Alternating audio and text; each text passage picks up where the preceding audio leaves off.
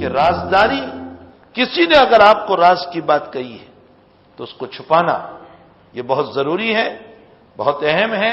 کسی کے راز کو فاش نہ کیا جائے، کسی کے بھید کو نہ کھولا جائے، اور کسی کے راز کو کھول کر اس کو ذلیل نہ کیا جائے۔ تو سعد بن معاذ جیسی شخصیت، اتنا بڑا آدمی، صحابی رسول، اہتز عرش الرحمن، جس کی موت پر رحمان کا عرش ہل گیا، لیکن وہ بھی جب قبر میں پہنچا تو صحیح روایتوں میں ہے اللہ کے حبیب نے فرمایا میرے سعد کو قبر کے جگتے نے پکڑ لیا۔ کیوں؟ اس لیے کہ کبھی کبھی آپ پیشاب کے قطروں سے احتیاط نہیں فرماتے تھے۔ تو شریعت صرف نماز روزوں میں نہیں رہ گئی،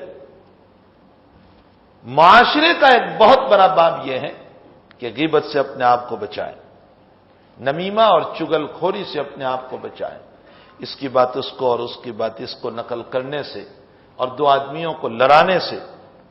اللہ کے حبیب نے فرمایا ان ابغض الناس الی اللہ تبارک و تعالی اشد الخصم، رواہ البخاری و مسلم۔ اللہ کے نزدیک مبغوض ترین انسان، ناپسندیدہ انسان وہ ہیں کہ جو بات بات میں جھگڑا کرتا ہے اور بات بات میں لوگوں کو لڑاتا ہے۔ یہ ایک بہت بری خصلت ہے، اس سے ہمیں اپنی ذات کو بچانا چاہیے۔ تو آج کے سبق میں یہی باتیں ہیں کہ اگر آپ کو کسی نے راز کیا، ہاں چند جگہیں وہ ہیں جہاں راز کو فاش کرنے کی اجازت ہے، بتانے کی اجازت ہے۔ مثلا یہ کہ ایک آدمی نے کسی کے خلاف سازش کی، پلان بنایا، تو آپ سامنے والے کو متنبہ کر سکتے ہیں کہ دیکھیے تمہارے خلاف اس طرح کی کوئی سازش ہو رہی ہے، تم متنبہ رہے، کہیں ایسا نہ ہو تمہیں نقصان پہنچ جائے۔ یا ایک وہ انسان ہے کہ جس سے عموماً لوگوں کو نقصان ہوتا ہے، تو ایسے انسان کی شرارت سے لوگوں کو متنبہ کرنا تاکہ لوگ اس سے بچے رہیں، اس طرح کے راز کو کھولنا بالکل جائز ہے۔ باقی اگر اس طرح کا راز نہیں ہے اور وہ راز ہے تو اس صورت میں خواہ کسی کے خلاف بھی اگر بات کہی ہو تو اس صورت میں اولاً تو حضرت امام نووی رحمۃ اللہ علیہ جس کی کتاب ہم پڑھ رہے ہیں، انہوں نے مسلم شریف کی شرح میں لکھا ہے کہ امام غزالی رحمۃ اللہ علیہ نے فرمایا کہ جب تمہارے پاس کوئی غیبت لے کر کے آئے، کسی کی بات لے کر کے آئے، تو سب سے پہلے تو اس کی بات کو سن کر یوں کہو کہ تم نے اس کی برائی کی۔ نمبر 2، اس کو یہ کہو کہ تم مجھے بدظن نہ کرو، کسی کے بارے میں مجھے بدظن نہ کرو۔